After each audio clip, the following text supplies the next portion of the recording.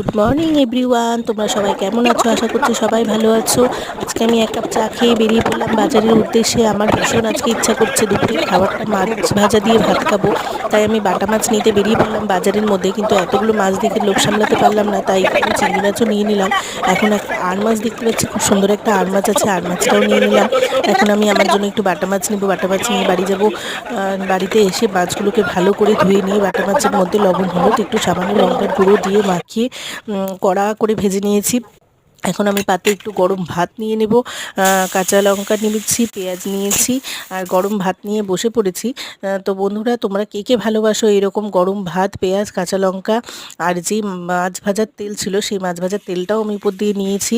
আমার তো ভীষণ ভালো লাগে এরকম খাবার খেতে। শুধু গরম ভাত নিয়েছি, মাছ ভাজা দিয়ে, আহা হা হা কি সুন্দর খেতে। তো তোমরা কে কে ভালোবাসো কমেন্টে অবশ্যই আমাকে জানাও।